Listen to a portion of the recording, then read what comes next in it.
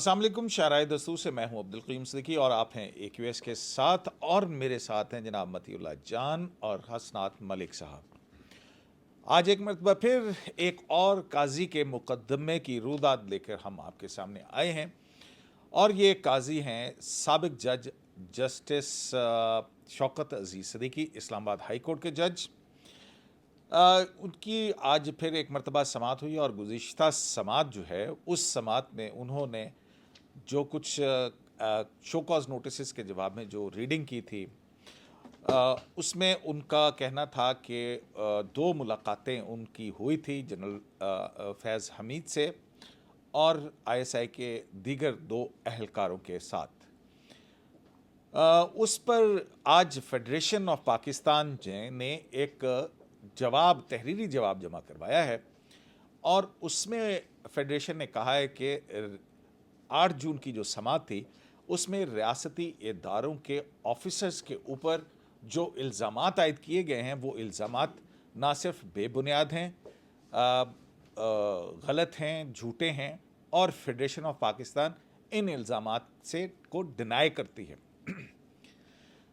इससे पहले बात ये हुई, इस दौरान में एक डेवलपमेंट ये भी हुई कि जो जनरल फैज़ हमीद और इरफान रामी, ब्रिगेडियर इरफान रामी और फैसल मरवत के हवाले से और उसके दरमियान होने वाली गुफ्तगू के हवाले से जिसका मुद्दा वो ये कहते हैं कि ये अदालती मामलात के अंदर मुदाखलत का जो उनका इल्ज़ाम है इंटेलिजेंस एजेंसीज़ के ऊपर, उस हवाले से उन्होंने अपने यही शो कॉज नोटिस के अंदर जो जवाबात सुप्रीम जुडिशल काउंसिल को दिए थे वो बतौर बयान हल्फी गुज़िश्ता रोज़ सुप्रीम कोर्ट में जमा करवाए, लेकिन रजिस्ट्रार ऑफिस ने उसको स्कैंडलस करार देते हुए वो लेने से इनकार कर दिया था।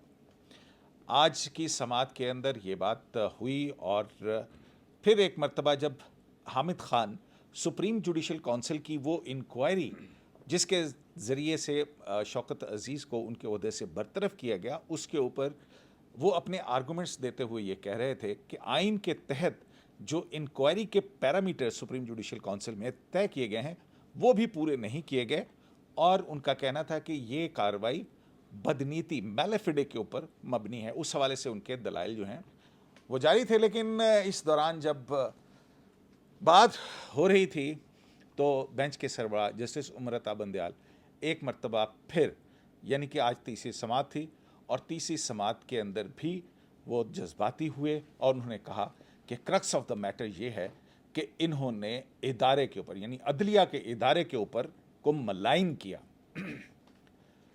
साथ ही साथ जब ये जस्टिस शौकत सिद्दीकी के वकील ने कहा कि उन्होंने इस मामले के बारे में उस वक्त के चीफ जस्टिस जैसे साकिब निसार को 28 जुलाई को ख़त लिखा था कि वो इस मामले की इंक्वायरी करवाएं, तो इस पर जस्टिस उमरता बंदयाल का कहना था कि मैं शायर तो नहीं हूँ, मुझे कुछ शेर याद नहीं है, लेकिन उन्होंने कहा कि ऐसे मौके पर यही है वो कि हाय उस जूद पशेमा का पशेमा होना। इस पर जैसे शौकत अजीज़ सिद्दीकी जो हैं वो खड़े हुए और उन्होंने भी कहा कि मैं भी यही कहता हूँ। शेर मुकम्मल करते हुए उन्होंने कहा कि मेरे कत्ल के बाद उसने जफ़ा से तौबा, हाय उस जूद पशेमा का पशेमा होना। 12 उसके बाद जो कार्रवाई जो है वो कल तक के लिए मुलतवी की कर दी गई है और आज की इसी कार्रवाई के ऊपर हम बात करेंगे जनाब मतीउल्लाह जान साहब से और हसनात मलिक साहब से। तो हसनात मलिक साहब, ये जो बयान हल्फी शौकत अजीज़ सिद्दीकी की तरफ से दाखिल किया गया था, एक तो इसकी कानूनी अहमियत के बारे में ज़रा मुझे बताएं और दूसरा ये कि आज जो फेडरेशन की तरफ से उन इल्ज़ामात को बेबुनियाद और उससे डिनाई किया गया है फेडरेशन ऑफ पाकिस्तान की तरफ से, वफाकी हुकूमत के वकील PTI की तरफ से, और हैरत की बात है कि हमने ही ये बात अपने प्रोग्राम में इसकी निशानदेही की थी कि जब ये बात हो रही थी तो अटॉर्नी जनरल ऑफिस में से कोई ऑफिसर खड़ा नहीं हुआ था कि ऑब्जेक्ट करता इन बातों के ऊपर। अब ये 2-3 दिन के बाद एक मुख्तसर जो है वो तरदीद दाखिल कर दी गई। मेरा ख्याल है कि गवर्नमेंट ने ये से तो डिनाई नहीं किया होगा, बाकायदा जिन लोगों के नाम थे उनसे भी कंसल्ट किया होगा कि हमें अभी अगर स्टेटमेंट हुई है, डिनाई हो रहा है और उनको ये भी पता है कि कल अगर एफिडेविट आते हैं या जो भी, तो उन्होंने क्या कहना है। और कि जी वो उसमें भी डिनाई ही होगा कि जी कोई किसी किस्म की पनामा लीग के हवाले से ये कोई बात नहीं हुई। बाकी ये जो है इसमें मीटिंग का कोई डिनाई नहीं है। ये है कि क्या नवाज शरीफ ये पनामा पे जो डिस्कशन या वो जो था कि 2 साल की हमारी मेहनत रायगां जाएगी, वो उन चीज़ों पे मेरा ख्याल है कि ये जो डिनाई है ये है कि कोई ऐसी चीज़ नहीं। नहीं, लेकिन इसमें इस किस्म का कोई नहीं। उन्होंने तो कहा कि 8 जून के अंदर जो की समात में जो इल्ज़ामात जो रियासत के इदारों के एहलकारों के ऊपर लगाए गए यही वो थे गलत हैं, बेबुनियाद हैं। यही थे ना कि पनामा लीग के केस में नवाज शरीफ के केस में क्या होगा, उस पर क्या बात होगी। लेकिन जो बात है कि ये हम वो चीज़ें कर रहे हैं कि जिस पे बेंच कोई उस पर नहीं दिलचस्पी कर रहा कि जी वो ऑफिशियल की मीटिंग और उसके बाद क्या उनको प्रोब होना चाहिए, नहीं। टोटल फोकस जो है ख़ासकर बेंच के सरबराह का वो ये है कि इदारे को मुलायन, यानी जो साबिक चीफ जस्टिस थे, चाहे वो जस्टिस मुनीर थे, चाहे वो जस्टिस नसीम हसन शाह थे, इरशाद हसन खान थे, और रियाजुल जस्टिस रियाज जैसे शेख रियाज थे। इन लोगों का नाम लेके आपने जो किया बीइंग हाई कोर्ट जज, आपने इंस्टीट्यूशन को मुलायन किया। ये किसे कहा? ये जस्टिस उमर अता बंदयाल का कि आपने रिस्पॉन्स गैर जिम्मेदाराना जो है अपनी स्टेटमेंट दी, और इसके और आपको तो चाहिए था कि अदलिया को प्रोटेक्ट करते। हाँ। तो ये चीज़ें थी।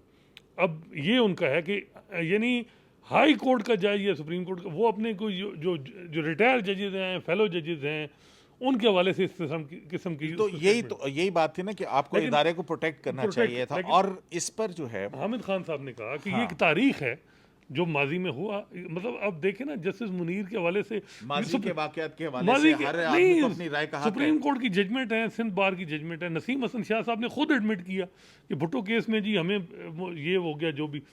इरशाद हसन खान साहब ने भी 3 साल दिए मुशर्रफ साहब को, या वो जो भी मामला ये चीज़ें। लेकिन जो जस्टिस बंदयाल साहब का है जो कि जज को ये चीज़ नहीं करनी चाहिए। अब इसमें आप देखें इंडिया के, आपको याद होगा 3-4 जजेस ने अपने ही चीफ जस्टिस के खिलाफ प्रेस कॉन्फ्रेंस की थी कि जी हमें जो है वो नहीं बिठाया किया जो बेंच की फिक्सेशन केसेस जो कंपोजिशन है केसेस की फिक्सेशन में हमें सही तरीके से जो है वो नहीं प्रॉपर हमें बिठाया नहीं जाता हाई प्रोफाइल केसेस में। इसी तरह आप देखें जस्टिस काजी फाइसा केस ने जो लिटिगेशन थी उसमें काजी साहब ने सुप्रीम जुडिशल काउंसिल में सीनियर तरीन जजेस की बायस का इल्ज़ाम लगाया। इसी तरह जब पेशावर में थे वो केस चल रहा था, जिस तरह जैसे साकिब निसार साहब ने वो बेंच तोड़ा तो उन्होंने अपना नोट लिखा, फिर जस्टिस सैयद मंसूर अली शाह ने लिखा, फिर इसी तरह आपने देखा होगा जस्टिस आसिफ सईद खोसा, वो मुझे अब वाकई का नहीं कि वो मैटर क्या था, जिसमें उन्होंने 2005 में कोई जजमेंट दी थी लाहौर हाई कोर्ट के एज जज। तो सुप्रीम कोर्ट में जस्टिस जवेद इकबाल जो चेयरमैन नैब है, इन्होंने बल्कि वार्न किया कि आप मिसकंडक्ट कर रहे हैं, आप सुप्रीम कोर्ट की जजमेंट को क्रिटिसाइज कर रहे हैं, और ये वो। और इसी तरह आसिफ सईद खोसा साहब ने अपनी सुप्रीम कोर्ट की जजमेंट के अंदर भी लिखा था, और आजकल वो जज हैं इस सुप्रीम कोर्ट के, उन्होंने कलरेबल एक्सरसाइज की। ये चीज़ें मैं वही गो के उसके बाद जो रेफरेंस था वो खत्म हो गया। देखिए वो यही ना कि अगर सुप्रीम कोर्ट के जजेस हाई कोर्ट के जजेस के बारे में करते हैं तो हाई कोर्ट के जजेस भी तो कॉन्स्टिट्यूशनल जजेस हैं, उन पे भी मतलब आप मतलब उन पे उन्होंने भी ओथ लिया होता है कि सुप्रीम कोर्ट को ही खाली इख्तियार है कि वो हाई कोर्ट के जजेस को ग्रिल करें। तो ये तो देखे ना ये हो रही है, तो जस्टिस उमर अता बंदयाल हर जो है समाज के अंदर जज्बाती क्यों आपको लगते हैं, क्यों हो जाते हैं वो जज्बाती? देखिए वो मेरे ख्याल है वो ये है कि जी इंस्टीट्यूशन इससे बदनाम हुआ, लेकिन इंस्टीट्यूशन देखें एक जज के एलिगेशन से नहीं है, वो तो अब ये फैक्ट हैं, ये रियलिटी है। जिस तरह हामिद खान साहब ने कहा ये हिस्ट्री है, इसको आप ओवरलुक नहीं कर सकते, चाहे जो माजी में जिन जजेस ने भी किया है, जिन्होंने भी किया, और उन्होंने खुद एडमिट किया अपने मामला में। नसीम हसन शाह साहब ने कहा कि जी हम पे दबाव था, ये चीज़ हो गया, बिल्कुल ठीक हो गया। मतीला जान, ये जो हामिद खान साहब का इल्ज़ाम है कि सुप्रीम जुडिशल काउंसिल की जो इंक्वायरी का मामला होना चाहिए, बावजूद इसके कि शौकत अजीज़ सिद्दीकी ने कहा कि लिख के कहा, तहरीरन कहा कि इस मामले की आप इंक्वायरी करवाएं, लेकिन उस इंक्वायरी के पैरामीटर्स पूरे नहीं किए गए और उसकी बुनियाद पे वो मेलेफिडे का इल्ज़ाम आयद करते हैं। दूसरी तरफ हम ये देखते हैं कि सुप्रीम कोर्ट का 200 केस हो, नुसरत भुट्टो केस हो, वो हो सारे, इनके अंदर मार्शल लॉ को जायज़ करार दिया गया। 99 का ज़फ़र अली शाह केस हो, जिसमें सुप्रीम कोर्ट ने डिक्टेटर को तरमीम करने का इख्तियार दिया आइन के अंदर। तो अब अगर कोई शख्स कहता है कि ये कोई ख़राबी है इदारे के अंदर, उसको दुरुस्त करना इदारे को बदनाम करने में कैसे आ गया? ये बिल्कुल आपकी बात ठीक है। मैं समझता हूँ कि सुप्रीम कोर्ट की हमारी एक रवायत रही है कि जब भी फ़ौज के ऊपर कोई इस तरह का बराह रास्त इल्ज़ाम लगा है या खुफिया इदारों के ऊपर, तो सुप्रीम कोर्ट की सतह पर कोई ठोस कार्रवाई कभी नहीं हो सकी। चाहे वो लापता अफराद का केस था, चाहे वो इफ्तिखार मोहम्मद चौधरी के मामलात के अंदर जनरल मुशर्रफ का जो केस था, और उसके बाद चाहे वो 3 नवंबर की इमरजेंसी में कोर कमांडरों के ख़िलाफ़ जो तौहीन अदालत की डॉक्टर बासत मरहूम ने दरख्वास्त दायर की थी, वो केस था। कहीं भी खुफिया इदारों जनरल का परवेज़ मुशर्रफ के खिलाफ जो ट्रायल हुआ है और जिसमें सजा हुई, उसके खिलाफ अपीलें और वो सारा मामला भी वो भी है। तो ये सुप्रीम कोर्ट के जो मुअज़्ज़ज़ जजेस हैं, मुझे ये लगता है कि वो अवॉइड करते हैं किसी किस्म की ऐसी कार्रवाई जिसमें अफवाज पाकिस्तान का बराह रास्त अमल दखल हो। उसकी एक वजह यह भी है कि जो महज़ब और जमहूरी ममालिक हैं, वहाँ पे अफवाज पाकिस्तान को फ़रीक बनाने में कोई आर महसूस नहीं होती। लेकिन हमारे यहाँ तो आइन के अंदर 199 में कॉन्स्टिट्यूशनल बार तो है ना मतीउल्लाह जान साहब। मैं जो बात कर रहा था ना कि जो महज़ब और जमहूरी ममालिक हैं, वहाँ पे अफवाज पाकिस्तान को फ़रीक बनाने में इसलिए आर अफवाज को उन अपने ममालिक में आर महसूस नहीं होती क्योंकि वहाँ पे वज़ीर दिफ़ा, वहाँ पे सेक्रेटरी दिफ़ा, वहाँ पे अटॉर्नी जनरल जो हैं वो अपने अफवाज की नुमाइंदगी करते हैं। मगर बदकिस्मती से यहाँ पे सुप्रीम कोर्ट जानती है कि यहाँ पे अगर हम वज़ीर दिफ़ा को बुलाएंगे भी किसी किस्म के इस तरह के इल्ज़ामात के ऊपर, तो लेकिन यहाँ वज़ीर हम दिफ़ा देखते की वो हैं हैसियत में सेक्रेटरी डिफेंस जो है वो बनते हैं यहाँ पे। नहीं, वो तो ठीक है, लेकिन सुप्रीम कोर्ट इसलिए वज़ीर दिफ़ा को नहीं बुलाती कि उसे पता है कि परवेज़ खटक जो वज़ीर दिफ़ा हैं, उनके पास इतनी उनकी औकात नहीं है, ना ही उनके पास मैंडेट है कि वो फ़ौज के बेहाफ़ पे कोई बात कर सकें। तो ये वजह है कि सुप्रीम कोर्ट फ़ौज पे लगाए गए किसी किस्म के इल्ज़ामात की तहकीक करती ही नहीं है, चाहे वो मिसिंग पर्सन का नहीं, ये मामला हो या इल्ज़ामात कोई हो। फौज के ऊपर तो नहीं है, उसके एक एहलकार के ऊपर हैं जो जस्टिस शौकत सिद्दीकी कह रहे हैं। चलें, अब वो एक एहलकार ही सही। एफिडेविट देते हैं। अगर वो एफिडेविट हो जाता कबूल, तो फिर उन के अंदर डिनाई करने के लिए जिन पर इल्ज़ाम लगे उनको भी एफिडेविट दाखिल करना पड़ता। यही चीज़ थी। कल रजिस्ट्रार ने उनको जो एफिडेविट वापस किया जस्टिस शौकत सिद्दीकी का, और अगर कल वो वापस ना करते वो एफिडेविट ले लेते तो आज वफाकी हुकूमत को भी एफिडेविट की शक्ल में जवाब देना पड़ता। और एफिडेविट का मतलब यह है कि आप एक हल्फिया बयान जमा कराते हैं, हल्फनामा होता है, और हल्फिया बयान अगर गलत हो जाए, जैसे कि सियासतदान गलत हल्फिया बयान जब इलेक्शन कमीशन में देते हैं तो नाअहल हो जाते हैं, तो इसी तरह हल्फिया बयान किसी एहलकार की तरफ से जब हल्फिया बयान दिया जाता है तो वो गलत साबित होने, वो पहले तो बात है, फिर उस पर इंक्वायरी मस्ट हो जाती है उस पर, क्योंकि दो मुतज़ाद जब हल्फिया बयानात आ जाए तो फिर अदालत मजबूर होती है कि उनको वेरीफाई करने के लिए उसके लिए कोई इंक्वायरी करें। तो मेरे ख्याल में रजिस्ट्रार सुप्रीम कोर्ट ने वो नौबत ही नहीं आने दी और उनका हल्फिया बयान कबूल नहीं किया, और आज सुबह सुबह बगैर हल्फिया बयान के हुकूमत की तरफ से एक बयान आ गया कि हमने ऐसी कोई चीज़ नहीं की, वो रिकॉर्ड पे आ गया। और तो ये भी तो एक कानूनी तौर पे एक एतराज़ नहीं खड़ा हो जाएगा कल को? शौकत सिद्दीकी साहब के वकील जो हैं वो कहेंगे कि जनाब ये डिनाई कर रहे हैं, इसके साथ किसका एफिडेविट है वो तो लगाए। पहली बात तो यह है कि सुप्रीम कोर्ट कह सकती है हमारे सामने किसी का भी हल्फिया बयान नहीं है, ना आपका है ना उनका है, तो इसलिए मैं समझता हूँ कि सुप्रीम कोर्ट अपने फ़ैसले में इन इल्ज़ामात के ऊपर गौर ही नहीं करेगी और ना ही हुकूमत के जवाब के ज़िक्र भी करेगी। वो सुप्रीम कोर्ट ये चाह रही है कि इस मामले को अदालती कार्रवाई से बाहर रखा जाए। मतलब अभी वो 211 की जो रुकावट है उसके ऊपर ही लगे हुए हैं, क्योंकि आज जैसे सुमरता बंदयाल ने हामिद खान साहब को यही कहा कि ये जो आप फैक्ट्स पढ़ रहे हैं, ये इनके ज़रिए से आप जो सुप्रीम जुडिशल काउंसिल की कोई कार्रवाई सुप्रीम कोर्ट में चैलेंज नहीं हो सकती, वो कैसे अबूर करेंगे, इसको कनेक्ट आप कैसे करेंगे? देखें, एडवोकेट हामिद खान साहब ये कह रहे हैं कि सुप्रीम जुडिशल काउंसिल ने जो अपना फ़ैसला दिया उनके ओहदे से हटाने का, उस फैसले में उन्होंने ये भी लिखा है कि जस्टिस शौकत सिद्दीकी कोई एविडेंस या सबूत नहीं दे सके अपनी इल्ज़ामात का।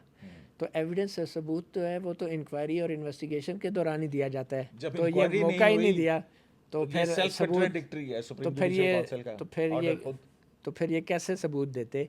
इनको सबूत देने का मौका ही नहीं दिया गया और जुडिशल काउंसिल ने लिख दिया कि इन्होंने सबूत नहीं दिए।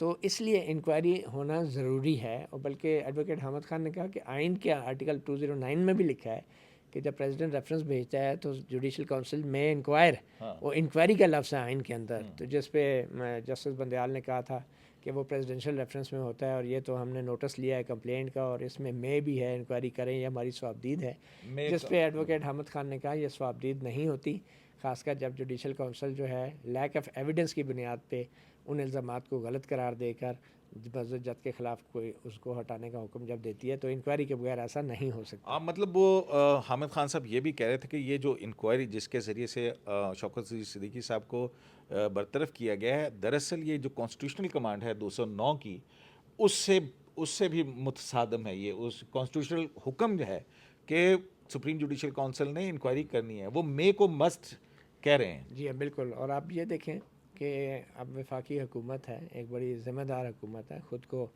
कहती है कि हम बड़े बाख्तियार हुकूमत हैं। वज़ीर-ए-आज़म इमरान ख़ान बड़ा अपने आप को वज़ीर-ए-आज़म कहते हैं। एक सिटिंग जज हाई कोर्ट की तरफ से एक तकरीर के अंदर इतने संगीन इल्ज़ामात लगे और वफाकी हुकूमत को इतनी ज़रूरत नहीं हुई, इतनी हिम्मत नहीं हुई कि वो इसके मामले में फ़ौरी तौर पे इंक्वायरी आर्डर करती। और जस्टिस सिद्दीकी के ख़िलाफ़ जुडिशल काउंसिल में जो भी कार्रवाई होती वो बेशक होती रहती, लेकिन वफाकी हुकूमत को किसी ने नहीं रोका था कि वो इतने संगीन इल्ज़ामात के मामले में इन्वेस्टिगेशन या इंक्वायरी करे। मगर मैंने जैसे आपको पहले प्रॉब्लम का बताया है कि आर्मी चीफ़ को बुला के कौन इंक्वायरी करेगा। यहाँ पे तो वज़ीर दफ़ाई की औकात इतनी नहीं है कि उसको किसी मीटिंग में बुला लें, या कोर कमांडर या इवन वज़ीर-ए-आज़म और आर्मी चीफ़ भी जब मिलते हैं तो वज़ीर दफ़ा हमारे कहीं बैठे किसी खोखे पे बयान दे रहे होते हैं कि अपोजिशन करप्ट है और उनके ख़िलाफ़ कार्रवाई की जाएगी। हसनात साहब, ये आपको क्या लगता है कि क्योंकि आज जैसे सुमरता बंदयाल ने एक इशारा ये भी दिया कि फ्यूचर में शायद 2 जज साहिबान जो हैं वो इस यहाँ पे प्रिंसिपल सीट पे नहीं होंगे, वो दस्तयाब नहीं होंगे अगले हफ्ते में, फिर उसके बाद फिर 2 जज साहिबान दस्तयाब नहीं होंगे, तो हो सकता है कि ये बेंच जो है ये इस सूरत में ना हो, यानी कि जिसमें justice Tariq Masood, justice Mazhar Alam Mian Khel, justice Ijazul Ahsan और justice Sajjad Ali Shah, headed by justice Umar Bandial. तो इसको इस इशारे को से आप क्या समझ रहे हैं कि क्या कल जो है आप समझते हैं कि सुप्रीम कोर्ट को हामिद खान साहब इस बात पे कन्विंस करने में कामयाब हुए हैं कि वो 211 की जो पाबंदी है उसको अबूर कर सकें? देखिए, जो बेंच आप कह रहे हैं ना इंक्वायरी की बात, मेरा ये है कि भाई बेंच सिर्फ कह रहा है कि आपने जो सीनियर सुप्रीम कोर्ट के जजेस थे, फ्यूचर के जो थे, उन पे इल्ज़ाम लगाया और इंस्टीट्यूशन को बदनाम किया, फ्यूचर के माजी के? और मादी के, और इंस्टीट्यूशन को बदनाम किया। सारा फोकस जिस जो है ना वो ये है कि आपने जुडिशरी को क्यों इन्वॉल्व किया कि जुडिशरी मैनिपुलेट होती है। मतलब आपके पास आए लोग वो ये नहीं कह रहे कि भाई आपकी बातें, वो बार बार जो कह रहे हैं कि शौकत सिद्दीकी साहब आप तो ऑनेस्ट हैं, ऑनरेबल भी हैं, बंदयाल साहब ने 2 दफ़ा पिछली हियरिंग में, लेकिन वो कह रहे हैं कि आपने इंस्टीट्यूशन को बदनाम किया और गैर जिम्मेदाराना बातें, ये बातें उन वो कर रहे हैं। और इसमें तो जो जज का हल्फ है वो, अब ये तो एक कोड ऑफ कंडक्ट है, अमृता बंदयाल साहब कह रहे हैं कि वो कोड ऑफ कंडक्ट के अंदर ये भी है कि आपने अपने इदारे को प्रोटेक्ट करना है, लेकिन कॉन्स्टिट्यूशन जो है वो ये कहता है, जज का जो हल्फ है वो कहता है I will defend, preserve and protect the constitution of मेरा पाकिस्तान। ख्याल है फिर बंदयाल साहब का एक व्यू है मे बी, लेकिन उनको फिर वो चीज़ भी 107 जजेस को जो कंटेम्प्ट जारी की गई थी, चाहे वो उन्होंने पीसीओ पे लिया था वो, और जिस तरह इधर खड़ा करके उनसे माफ़ी नामे करवाए गए, वो भी तो जजेस थे ना, सर्विंग थे, उनसे माफ़ी मांगी नहीं करवाई।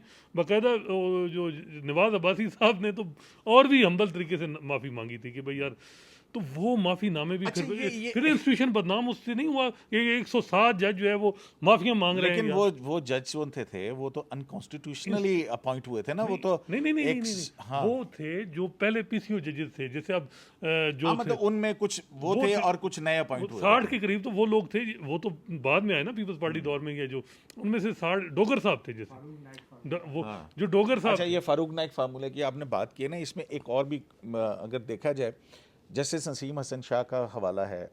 अब जैसे नसीम हसन शाह जस्टिस आसिफ सईद के खोसा के सुसर हैं।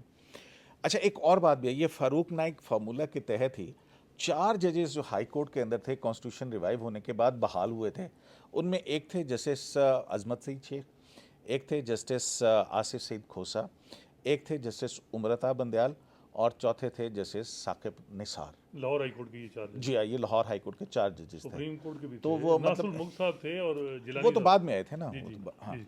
लेकिन ये 4 के 4 इकट्ठे जो हैं वो आए थे।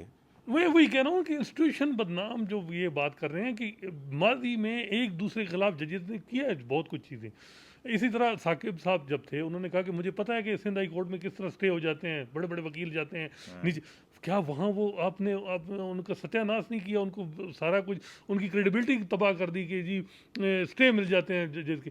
इसी तरह और भी बहुत सी चीज़ें कि फ़लाँ जज के पास नहीं, अब फ़लाँ जज के पास केस लगाया जाए, डायरेक्शन हुई सुप्रीम कोर्ट। तो ये वो सारी चीज़ें माजी में होती रही हैं। अब इस वो क्योंकि सारा जो फोकस आ रहा है ना, वो इंक्वायरी की बात तो तब होगी कि बात आगे जाएगी। वो तो कह रहे हैं कि आपने मिसकंडक्ट इस वजह से किया कि आपने इंस्टीट्यूशन को बदनाम किया, आपने जस्टिस मुनीर का नाम लिया, जस्टिस इरशाद हसन खान का नाम लिया, चाहे नसीम हसन शांत, ये शेख रियाज साहब का नाम है। हाँ वो ये 4-5 लोग, ये इनके नाम लेके आपने उनको किया, ये मलाइन किया, और जो एक कॉन्फिडेंस क्योंकि वो सुप्रीम जुडिशल काउंसिल ने अपने फैसले में लिखा ना कि जी उन्होंने कहा कि इस हवेली के ऊपर डाका पड़ चुका है। वही आज वो सुप्रीम जुडिशल काउंसिल के ऑर्डर्स जो हैं वो भी पड़े गए ना। वही मैं कह रहा हूँ कि ये चीज़ें अब इसमें वो कह रहे हैं कि ये बातें आपने नहीं करनी चाहिए थी, नहीं being करनी चाहिए थी। मतीउल आज़ाद, इतना लंबा आपका एक्सपीरियंस है सुप्रीम कोर्ट को कवर करने का, बड़े बड़े केसेस आपने कवर किए हैं। हमने इफ्तिखार चौधरी वाला केस भी कवर किया, उसके बाद जैसे सुमरता वो जैसे काजी फाइसा का भी किया। तो इन दोनों केसेस को मद्देनज़र रखते हुए ये जो बारीक लाइन है कि सुप्रीम जुडिशल काउंसिल में वो कार्रवाई हो रही थी, वो चैलेंज हुई थी और उस पर वो रेफरेंसेस स्क्वैश हुए। यहाँ पे शौकत सिद्दीकी साहब के ख़िलाफ़ सुप्रीम जुडिशल काउंसिल ने बरतरफ कर दिया है, तो की सिफारिश कर दी थी और सदर ने उनको कर दिया। तो आपको कितने चांसेस लगते हैं कि इस केस के अंदर कोई आउटकम जो है वो जस्टिस शौकत सिद्दीकी के हक में निकलेगा, और जो उनके एलिगेशंस हैं वो गलत या सही कैसे साबित होंगे? देखिए, इफ्तिखार मोहम्मद चौधरी के केस में तो इंक्वायरी रोक दी गई थी। जो इल्ज़ामात थे करप्शन के या मिसकंडक्ट के, उनके ऊपर तो जुडिशल काउंसिल ने इंक्वायरी की ही नहीं थी। ठीक है, वो तो अभी शोकाज नोटिस हुआ था, उसमें मेलाफडे आ गया था और अनकॉन्स्टिट्यूशनली जो 9 मार्च को उन्हें रिस्ट्रेन किया गया था एज ए चीफ जस्टिस, और फिर Javed Iqbal acting chief justice बन गए, वो सारा अनकॉन्स्टिट्यूशनल हो गया। काजी फायज ईसा के केस में जो है वो इंक्वायरी तो जुडिशल काउंसिल ने शुरू में की प्रिलिमिनरी, मगर फिर मज़े की बात है कि सुप्रीम कोर्ट ने खुद इंक्वायरी शुरू कर दी। वो तो अगर काजी फायज नोटिस ईसा के केस में आपको याद होगा, सुप्रीम कोर्ट ने अपने फैसले में इंक्वायरी ऑर्डर की बाकायदा 1843 की जुरिस्डिक्शन में, और एफबीआर को कहा कि आप इंक्वायरी करें। वो भी एक 7 जजों ने ऑर्डर किया था। अब इस केस में जो है, सच्ची बात है, मैं सख्त बात तो नहीं हमें करनी चाहिए, लेकिन बहुत से लोगों के पर नरम लबो लहजे में करते हैं। नरम लबो लहजे में यही है कि पर जलते हैं। ठीक है, वरना यही सुप्रीम कोर्ट है जिसमें जलम मुशर्रफ के ख़िलाफ़ 31 जुलाई के फ़ैसले में कहा गया कि उसने हाई ट्रीज़न की है, 3 नवंबर के हवाले से जो उन्होंने इमरजेंसी नाफिज की थी। यही सुप्रीम कोर्ट है जो आईजी को तलब करती है 24 घंटे के नोटिस पे, चेयरमैन रेलवे को बुलाती है। तो ये सुप्रीम कोर्ट जो है ना तो आर्मी चीफ को तलब करती है, वज़ीर आज़म को बुलाया गया, वज़ीर आज़म को बुलाया गया, उन्हें नायल किया गया। जिस सुप्रीम कोर्ट ने इतने संगीन मामलात में लापता अफराद के केस में कभी आर्मी चीफ को तलब नहीं किया, कभी ISI चीफ को तलब नहीं किया, ठीक, आज तक नहीं किया, और हमेशा अटार्नी जनरल को सुन के इक्तफ़ा कर लेते हैं। और होना तो ये चाहिए कि जैसा दूसरे महकमों के आपकी बातों से मुझे लग रहा है कि आपको कोई उम्मीद नहीं है शौकत सिद्दीकी साहब की हक में फ़ैसले की। मुझे कोई ज़्यादा उम्मीद नहीं है, क्योंकि बंदयाल साहब बहुत क्लियरली बार बार कह रहे हैं कि बदनामी बड़ी हुई। ये बात बाहर नहीं निकलनी चाहिए थी। बहुत शुक्रिया आप दोनों हज़रात का। ट्रांजिशन है, सारे इदारे जो हैं वो मतलब अपनी अपनी, और फिर वो 2009 की जगह हम खड़े हैं, थोड़ा स्पेस दें लोगों को। लेकिन जैसे सुमरता बंदयाल ये भी तो कहते हैं कि आपको याद होगा पिछली जो दूसरी कार्रवाई थी उसमें जैसे सुमरता बंदयाल ने कहा था कि ये भी माइंड बॉगलिंग है कि जज को अगर निकाल दिया जाए तो उसके खिलाफ उसको कोई राइट ऑफ अपील नहीं है, वो ये भी कहा उन्होंने। और जस्टिस सजाद अली शाह साहब जो हैं वो उन्होंने ये भी कहा कि हमारा जो जुडिशल प्रेसिडेंट है उसके अंदर कम से कम एक जुडिशल रिव्यू का इख्तियार तो हमने दिया हुआ, ये हमारा जूरिस्प्रूडेंस है। बिल्कुल। तो ये अहम बातें हैं। देखते हैं, ये बात तो आपकी थी कि देखें, अगर कोई भी जज निकाला गया है, अब हमने देखा है या किसी जज के खिलाफ कार्रवाई हुई है, कई अगर डिस्चार्ज भी हो नोट, उसमें अमूमन इल्ज़ाम ये होता है कि जी सुप्रीम जुडिशल काउंसिल में कोई जज जो है उसके खिलाफ था, या वो चेयरमैन था, या कोई और जज था एक्टिव था वो। तो ये इल्ज़ाम, अगर उनके तलक़ात उनके साथ ठीक हैं तो वो आदमी जितना मर्जी जो जज करता रहे उसके लिए कुछ नहीं होता।